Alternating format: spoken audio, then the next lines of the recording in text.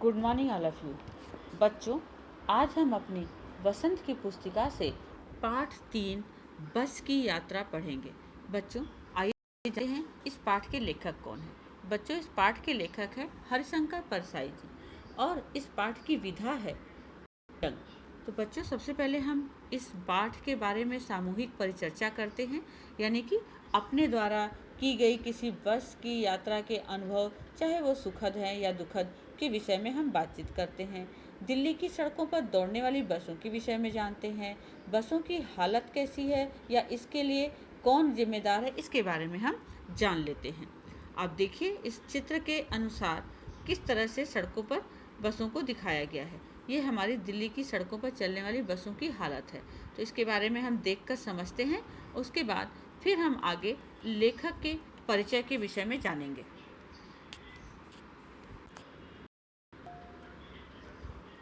बच्चों, आइए जानते हैं हरिशंकर परसाई जी का जन्म कब हुआ था। तो बच्चों, लेखक हरिशंकर परसाई का जन्म 22 अगस्त 1924 को हुआ और 10 अगस्त 1995 को इनका निधन हुआ था। बच्चों, ये हिंदी के प्रसिद्ध लेखक और व्यंग्यकार थे। इनका जन्म जमानी होशंगाबाद मध्य प्रदेश में हुआ था। बच्चों, ये हिंदी के पहले रचनाकार हैं जिन्होंने व्यंग्य को विधा का दर्जा दिलाया है। इनकी प्रमुख रचनाएं हैं बच्चों, आइए देखते हैं। कहानी संग्रह के रूप में हंसते हंसते हैं रोते रोते हैं, जैसे उनके दिन फिरे, भोला राम का जी, उपन्यास में रानी नागफनी की कहानी, तट की खोज, ज्वाला और जल, संस्मरण है तिरछी रेखाएं। तो बच्चों, आपने देखा। अब हम इसको जानते हैं कि व्यंग्य की विधा क्या है, इसके बारे में भी जान लेते हैं। बच्चों, व्यंग्य साहित्य की एक विधा है, तरीका, जिसमें उपहास, मजाक, लुफ्त और इसी क्रम में आलोचना का प्रभाव भी रहता है। यह पाठ एक यात्रा वृत्तांत है जो व्यंग्यात्मक शैली में लिखा गया है। इस पाठ के माध्यम से यह बताया गया है कि प्राइवेट बस कंपनी के मालिक कैसी कैसी खटारा बसें चलाते हैं। वे अधिक मुनाफा कमाने के चक्कर में करने भी कुछ नहीं करते।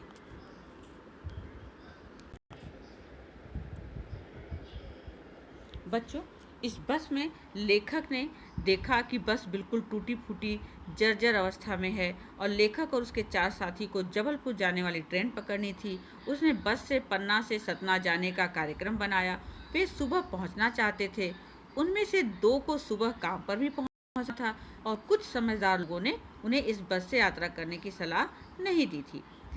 तो लेखक जो है इस वृद्धा की तरह सैकड़ों साल पुरानी जो हो चुकी बस थी उसे देखकर उनके मन में डर उत्पन्न हो रहा था कि वो चलेगी भी या नहीं। वास्तव में यह बस तो उनकी पूजा के योग्य है, फिर भी इस पर सवारी की जा सकती है। उसी बस में कंपनी के एक हिस्सेदार भी यात्रा कर रहे थे। उनका कहना था कि बस एकदम ठीक है और अच्छी तरह चलेगी। बस की दशा देखकर लेखक और उसके साथी उससे जाने का निश्चय नहीं कर पा रहे थे। तभी लेखक के डॉक्टर मित्र ने अपने अनुभव याद दिलाते हुए कहा कि यह बस नई नवेली बसों से भी ज़्यादा विश्वसनीय है। लेखक अपने साथियों के साथ बस में बैठ गए। जो छोड़ने आए थे वे लेखक को इस तरह देख रहे थे मानो लेखक इस दुनिया से जा रहा हो। उनकी आंखों में ऐसा भाव था जैसे वे कह रहे हों कि इस दुनिया में आया है, उसे तो जाने का कोई ना कोई बहाना चाहिए ही। बच्चों, बस के चालू होते ही सारी बस हिलने लगी। खिड़कियों के बचे कुचे कांच भी गिरने की स्थिति में आ गए। लेखक डर रहा था कि वे कांच गिरकर उसको ही घायल ना कर दे। लग रहा था कि सारी बस ही इंजन है। बस को चलता हुआ देखकर उसे गांधी जी के असहयोग आंदोलन की बात याद आ गई। जिन स्थितियों का कोई देशवासी सहयोग नहीं कर रहा था, उसी प्रकार बस के अन्य भाग भी उसका सहयोग नहीं कर रहे थे। उसकी हिलती बॉडी देखकर लेखक को लग रहा था कि बॉडी बस को छोड़कर भागी जा रही है। 8-10 मील चलने पर ऐसा लगने लगा कि लेखक टूटी सीटों के बीच में कहीं अटक गया है।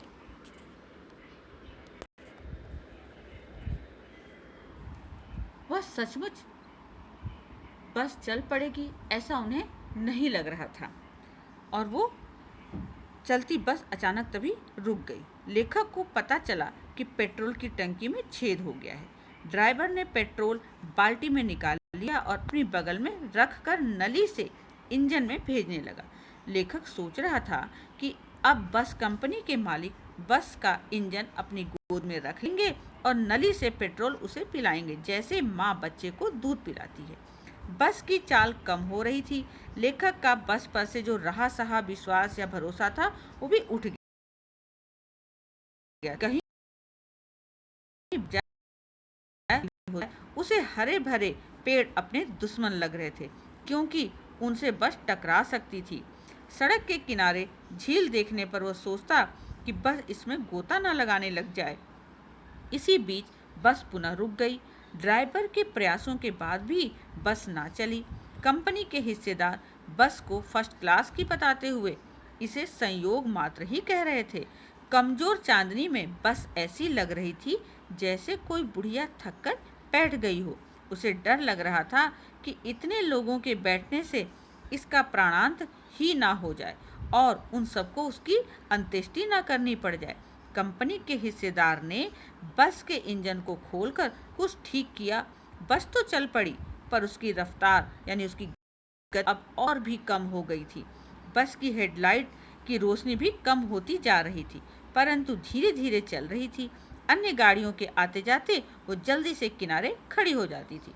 बस कुछ दूर चलकर पुलिया पर पहुंचती थी कि उसका एक टायर फिर से फट गया और बस झटके से रुक गई। यदि बस स्पीड में होती तो उछलकर नाले में गिर जाती। लेखक बस कंपनी के हिस्सेदार को श्रद्धा भाव से देख रहा था। उसके जैसा उत्सर्ग की भावना अन्य जगह पर देखना मुश्किल था। उसकी जान की परवाह किए बिना वह बस में सफ़र कर रहा था कि वह अपनी जान की भी परवाह नहीं कर रहा था। उसके साहस और बलिदान की भावना का सभी सहयोग कोई उपयोग नहीं हो रहा था। उसे तो क्रांतिकारी आंदोलन का नेता होना चाहिए था। बस के नाले में गिरने से यदि यात्रियों की मृत्यु हो जाती तो देवता बाहें पसारे उसका इंतजार करते और कहते कि वह महान आदमी आ रहा है जिसने अपनी जान दे दी पर टायर नहीं बदलवाया। दूसरा टायर लगवाने पर बस पुनः चल पड़ी। लेखक एवं उसके मित्र कहीं भी जाने की उम्मीद छोड़ चुके थे। उन्हें रहा था कि पूरी जिंदगी अब इसी बस में ही बिताकर उस लोग आना पड़ेगा। इस पृथ्वी पर उसकी कोई मंजिल नहीं है। अब वे घर की तरह आराम से बस में बैठ गए और चिंता छोड़कर हंसी मजाक करने में शामिल हो गए।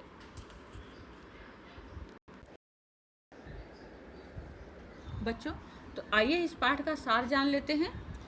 एक बार लेखक अपने 4 मित्रों के साथ बस से जबलपुर जाने वाली ट्रेन पकड़ने के लिए अपनी यात्रा बस से शुरू करने का फैसला लेते हैं, परंतु कुछ लोग उसे इस बस से सफ़र न करने की सलाह देते हैं।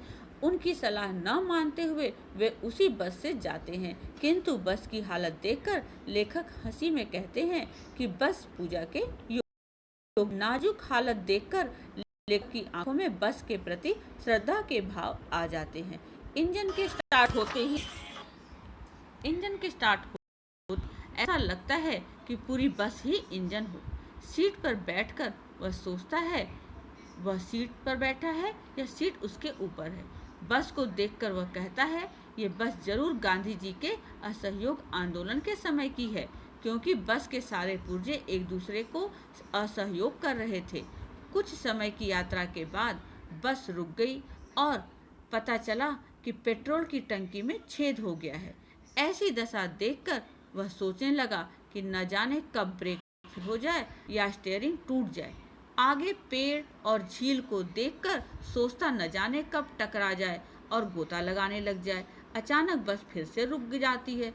आत्मग्लानि से मन उनका भर उठता है और विचार आता है कि क्यों इस वृद्धा पर हम लोग सवार हो गए। इंजन ठीक हो जाने पर चल पड़ती और धीरे धीरे चलती है। पुलिया पर पहुंचते ही टायर पंचर हो जाता है।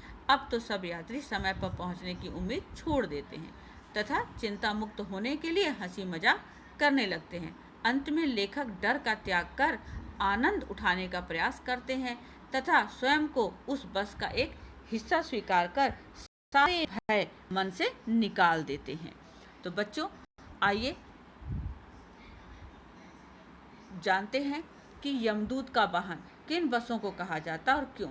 बच्चों इसी तरह की बसों को यमदूत का वाहन कहा जाता है जिसकी हालात ठीक नहीं होते, क्योंकि इससे हमारे जान जाने का या घायल होने का खतरा होता है। दिल्ली सरकार द्वारा चलाई जा रही बस परिवहन योजनाओं को सूचीबद्ध कीजिए।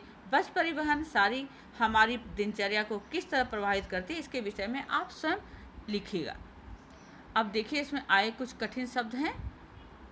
हाजिर, उपस्थित, डाकिन डराने वाली, श्रद्धा किसी के प्रति आदर, सम्मान और प्यार का भाव, उमड़ जमा होना, वयोवृद्ध बूढ़ी या पुरानी, निशान यानी चिन्ह, वृद्धावस्था बुढ़ापा, ट्रेनिंग सीख, दौर जमाने, गुजर चल, सवार चढ़ा, हिस्सेदार साझेदार, गजब आश्चर्य, विश्वसनीय, कुछ करने वाला यानी जाना, निमित्त कारण, फौरन तुरंत, सरक यानी खिसकना, ज्योति यानी रोशनी, टटोल कर यानी ढूंढ कर, रेंगना यानी धीरे धीरे। तो इस तरह से बच्चों आप इस पाठ का शब्द अर्थ याद करेंगे और इसमें आए हुए प्रश्न उत्तर हम अगली कक्षा में करेंगे। धन्यवाद।